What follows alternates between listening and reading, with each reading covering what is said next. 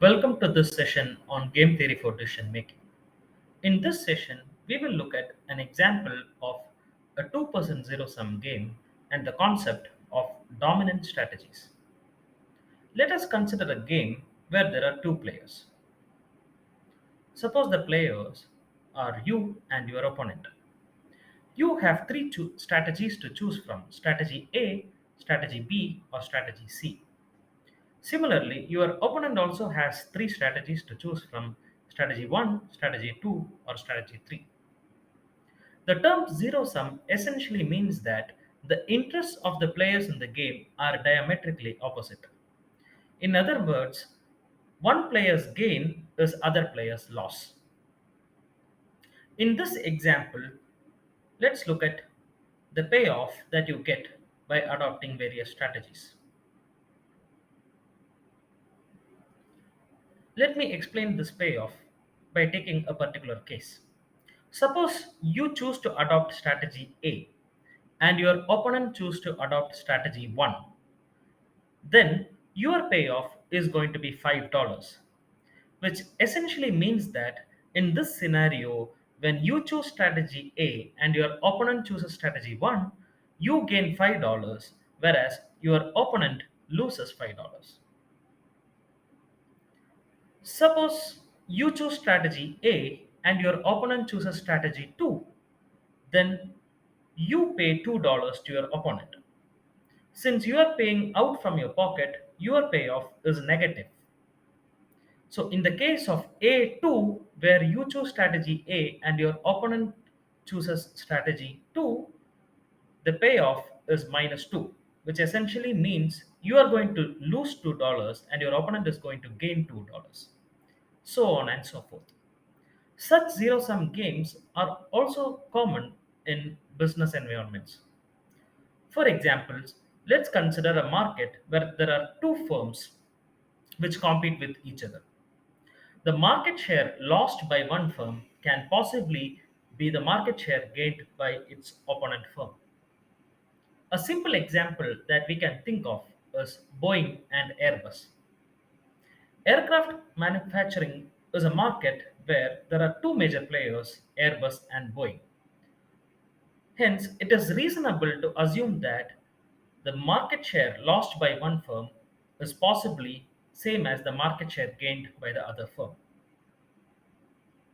To take another example, you can consider a state where two political parties are contesting in an election.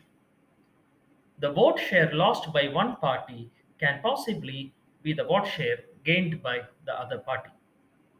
So there are n number of situations where we can connect a real life decision making scenario to a zero sum game.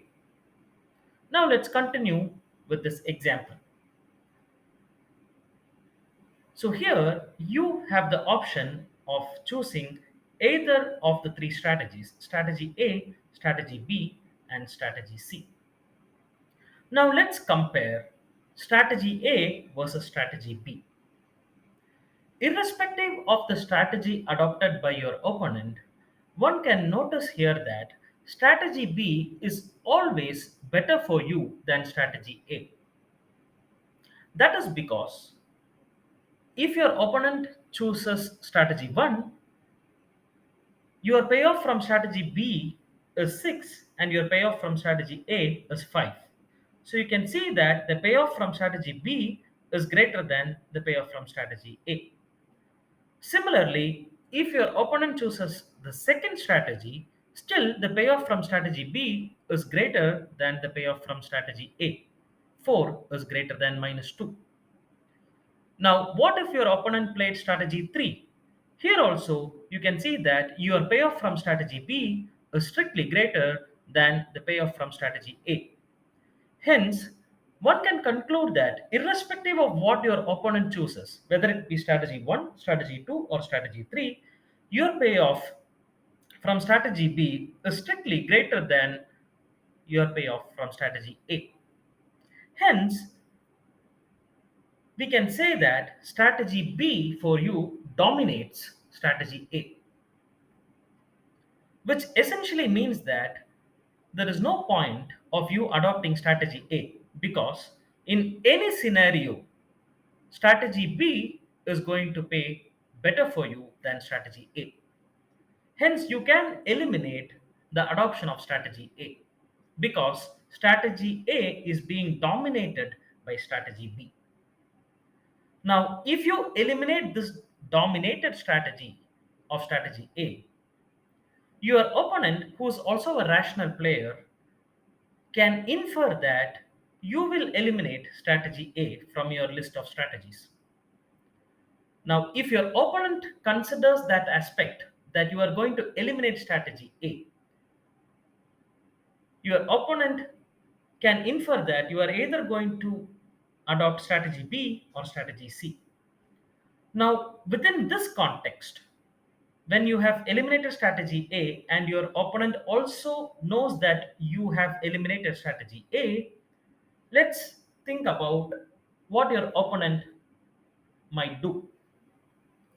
Now, your opponent has three choices to choose from: strategy 1, strategy 2, or strategy 3.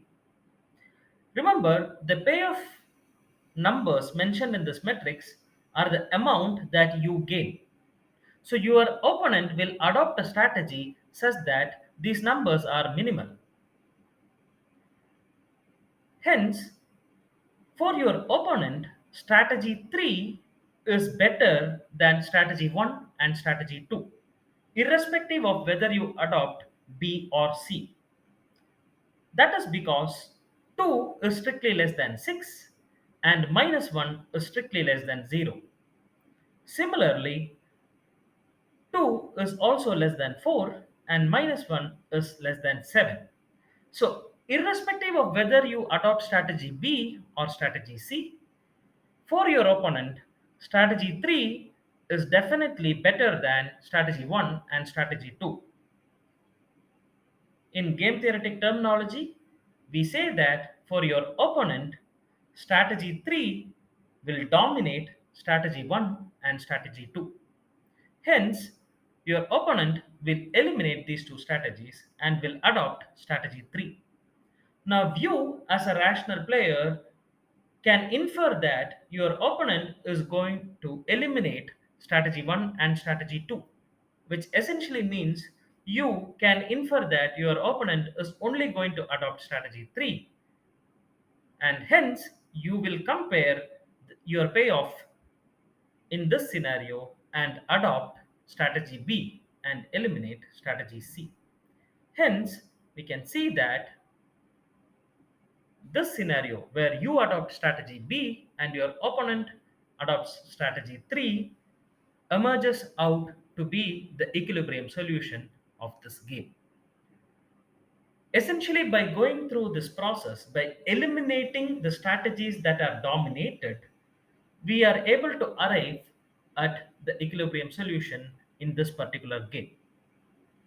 Such a process is termed as iterated elimination of dominated strategies. So, this is an example where we were able to arrive at the equilibrium solution by eliminating strategies that are dominated. If you are interested in learning more about such games and the applications of those in real world business scenarios, follow my course on game theory for decision making. Thank you and have a nice day.